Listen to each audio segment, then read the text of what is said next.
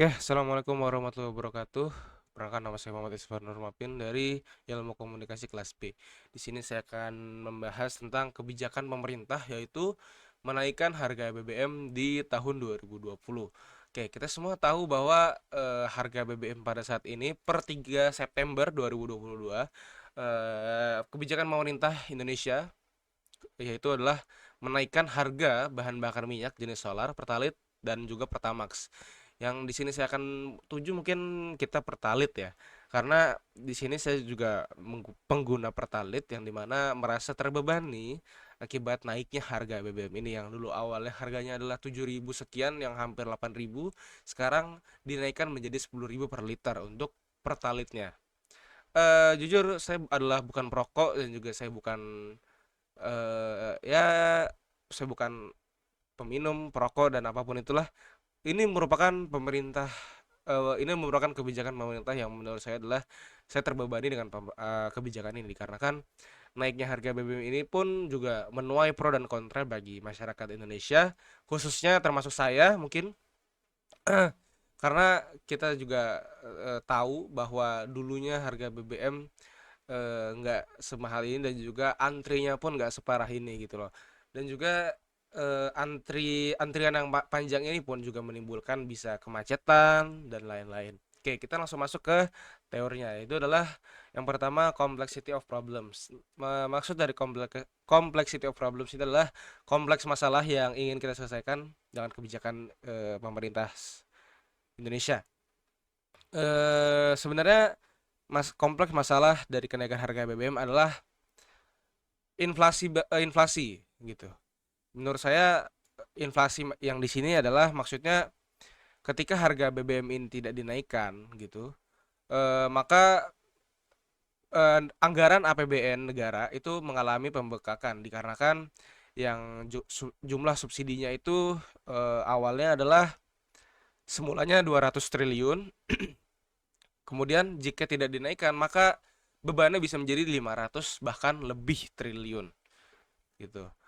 Dan juga kenaikan harga BBM ini berimbas kepada hal-hal lain seperti harga makanan yang naik, harga sembako, kebutuhan pokok, harga pangan, dan juga harga listrik, air, segala macam itu bakalan ikut naik karena akibat naiknya harga BBM ini.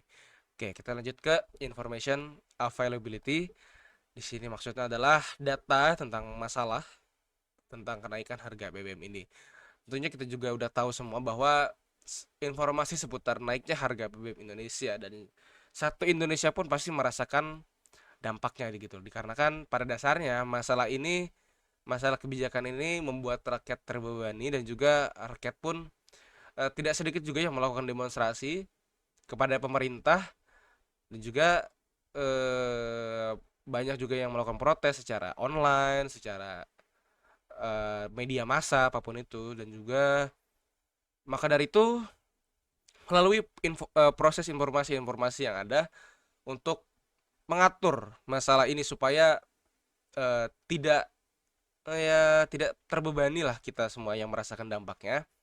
Maka kita harus melatih untuk membiasakan diri budaya hemat yang dimana seperti mengubah gaya hidup yang biasanya kita jajan di luar menjadi kita masak sendiri atau mengurangi jajan di luar deh intinya. Dan juga misalnya bagi perokok yang biasanya sehari menghabiskan 2 bungkus mungkin bisa menjadi 1 bungkus atau berhenti bahkan sama sekali.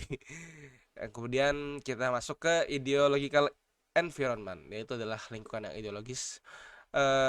Di sini adalah maksudnya kepentingan pemerintah eh, berbicara tentang lingkungan yang ideologis. Sebenarnya eh, kabinet kerja Jokowi di awal pemerintahannya kenaikan harga BBM ini bertentangan dengan konstitusi Undang-Undang Dasar. Bahkan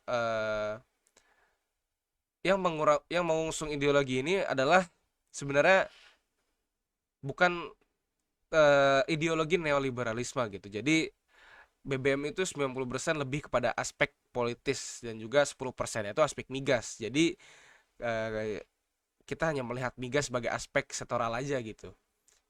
Jadi ya seperti kayak kita eh kepentingan pemerintah ini sebenarnya kita mau nggak mau, suka nggak suka kita harus terima gitu.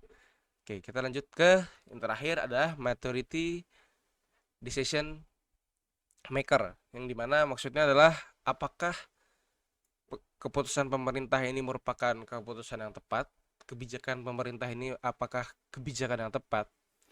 Menurut saya pribadi, kebijakan pemerintah dengan menaikkannya harga BBM, sebenarnya menurut saya pribadi ini adalah bukan menaikkan harga BBM, namun menyesuaikan harga BBM.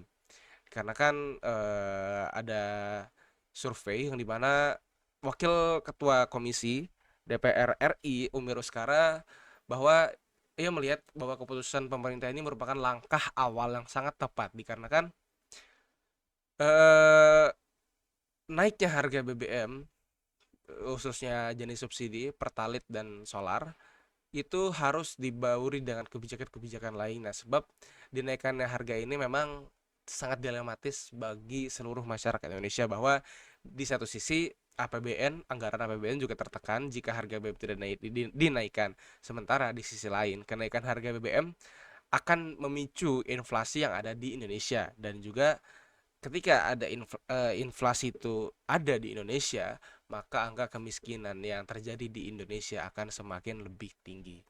Itu kurang lebih yang saya bisa sampaikan. Kurang lebihnya mohon maaf. Assalamualaikum warahmatullahi wabarakatuh.